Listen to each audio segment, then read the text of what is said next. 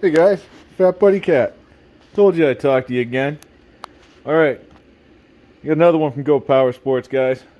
Tonight I'm going to be showing you the MM80 engine swap plate and the fully adjustable billet engine plate from Go Power Sports. Alright, now this is made specifically for the MM80. Alright. This is the Go Power Sports Race Day bike. You can go over to their website and go down to the bottom of the homepage and you can find a link for all of these parts. You can pretty much build this entire bike from Go Power Sports. They no longer have the frames, but if you can find one, you can pretty much build one of these, and hopefully they'll have the forks again soon. But I'm going to take you through it part by part, alright, starting from the engine. And this is, in my opinion, the best way to do the swaps. This is the first bike I did a satellite tank on, and guys, I love them. Especially on these small bikes where you're limited. This just makes things easier, alright? So, what you have here, this was an E1000, guys. This was a fully electrically trimmed out bike, right? I don't know if you can read the tag. It's probably upside down. But you can keep these bolts when you take the motor off, right? And you can reuse those and put this plate on. Alright, and obviously the torque converter wouldn't be in our way.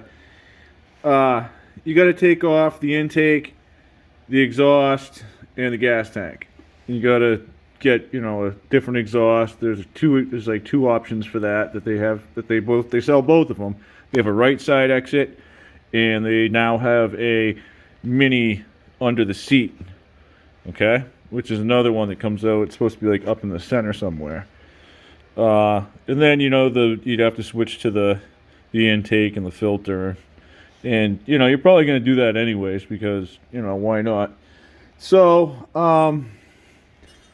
the cool thing about this is right where you take that motor off on these tabs, those holes line right up.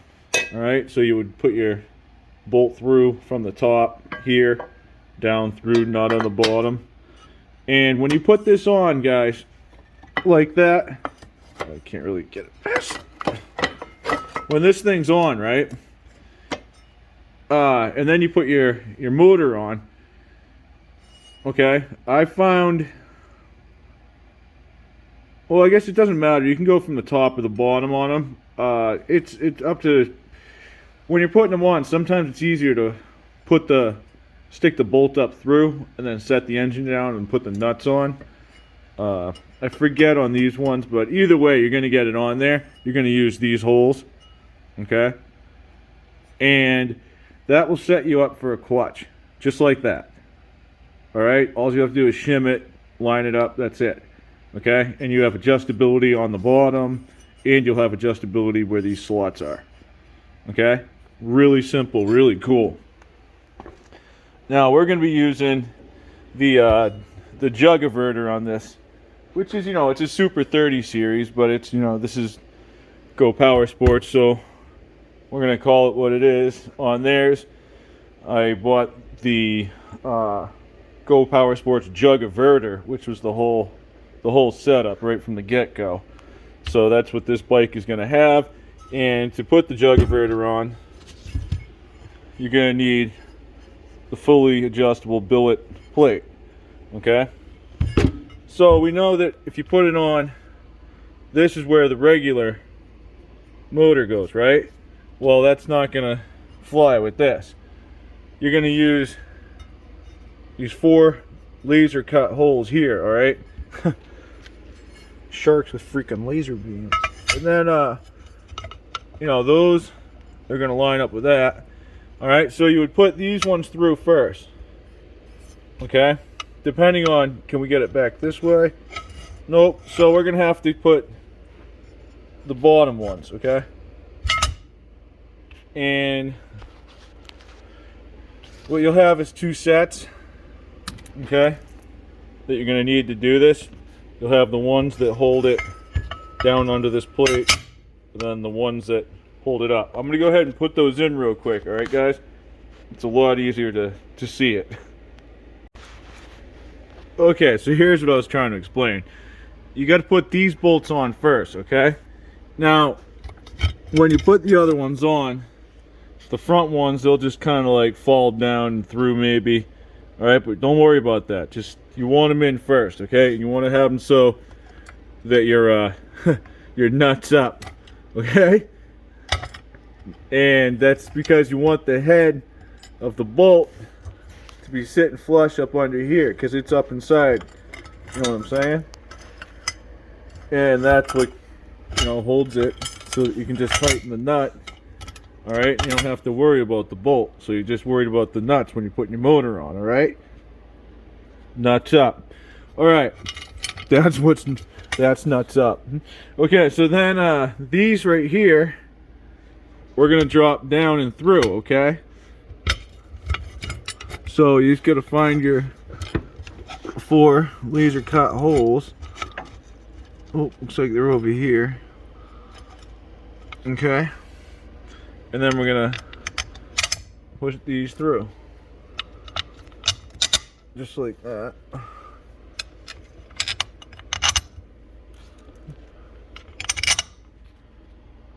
Alright. Looking good. Okay. Now, I'm gonna go ahead and I'm gonna put these nuts on, okay? I'll be right back. Alright, guys. And just like that, we're upgraded. We're ready for a 30 series, jug inverter, whatever you want to call it. It's go time. All right. Just this plate. Run a clutch. Add this, and you can run a 30 series. All right. What I do is these are a little bit long, so obviously they can be shorter. Having that free space underneath there is pretty sweet. Sometimes you can get some cables coming up under there. Maybe you want to put some LED light strips or something under there just to be different. That would look really cool. But you have a little space underneath the motor that's kind of hidden up under there. All right. So here's what we got. All right. These are like studs now. Okay. The way these are going to work. So you're going to take your motor and lower it down onto these, okay? And these are the ones you got to worry about. These you can tighten after, okay? So what I like to do, guys, is get the motor on while it's off, put my washers and my nuts, guys, and snug it down. All right, the position of the motor is going to be all the way to the left. So if we're looking this side down, front of the bike, that would be the front. The motor is going to be all the way to the left, okay, or very close to it. You don't want to be messing around with wrenches and stuff when you get in here, guys. Even with this bolt only swap, no holes and stuff, guys, it gets tight, guys, and it can be frustrating. And that's probably the most frustrating part of this whole thing, is getting in there. And I you know, king of the sausage fingers. So just giving you a heads up. So anyways, this will go on. Your motor, everything will be in your hands, you know, boom. I had the torque converter on the engine, everything. You see, like, use this like a stand when it's sitting on the bench.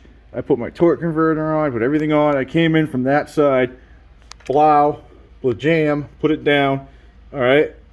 And then what I do is I put my holes, you know, they're obviously going to go through there. I got my torque converter in the way. You line those up.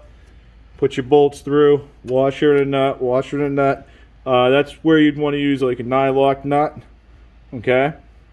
You could use nylock nuts on this one too down here. All right. And no, I don't know. I just use regular nuts and probably lock washers. But I would use nylocks here and here. Okay. Now, once it's on there, you're not going to have a whole lot of room, all right, when your motor's up here and all this stuff is, you know, you can get your wires and such out of the way, but you're still going to have these frame members, okay? And on that side, you're going to have the torque converter on the side of the motor like this. You know, the motor is going to be all up in here, your 212 or whatever you're going to, you know, stuff in this beast. So Get it snug, guys. Get it all the way over, and then work it from there. Work your chain alignment, all right? I'm running 420 chain on mine. I just slap that puppy all the way over, bolt it down, blah-jam, and I go with it, all right? And it works for me. And my chain doesn't rub. I've ridden this a lot more than you guys have seen. I don't want to show you too much. But anyways, that's the basics on this thing, guys. I would like to I'm going to show you it again with the motor. We're just waiting on the motor. So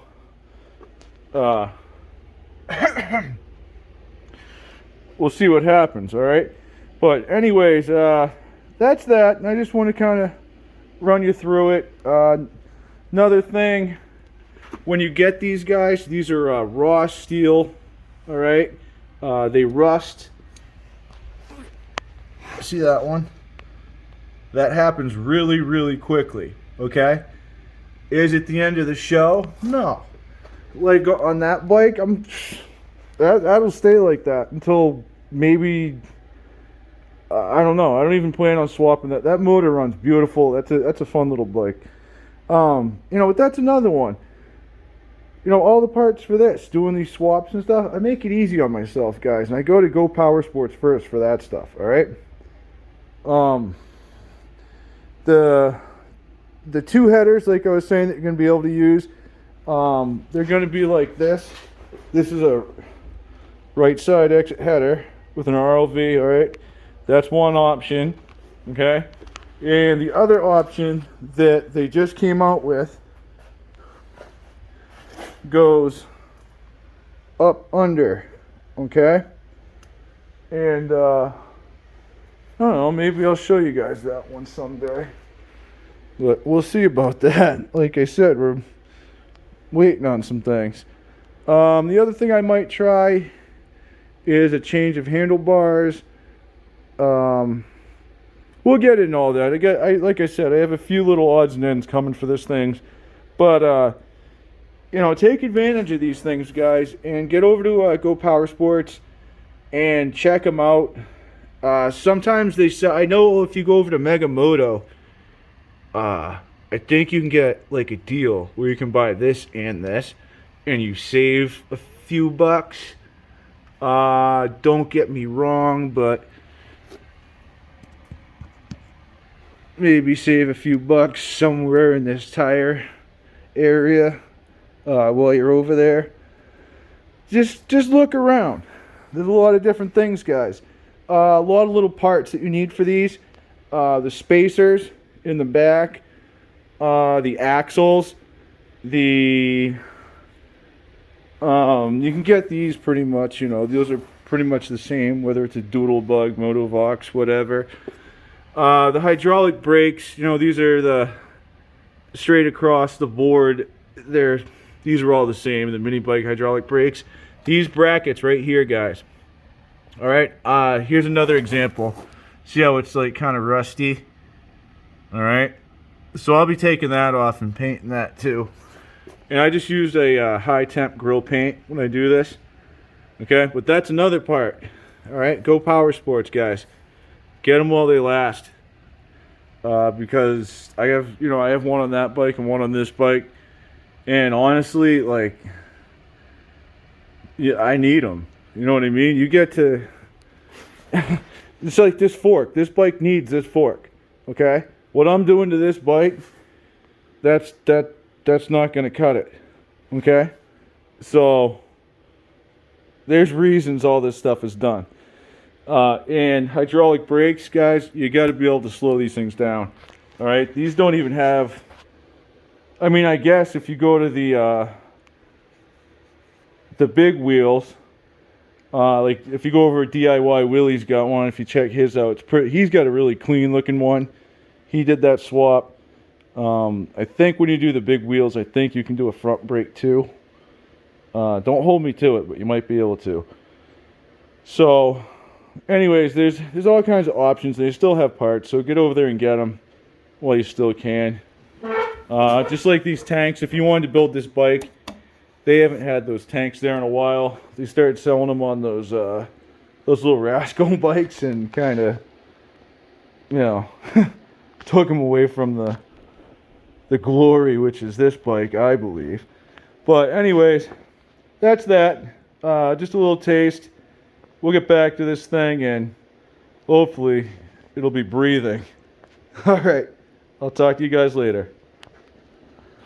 Have a good night. As always. Yeah.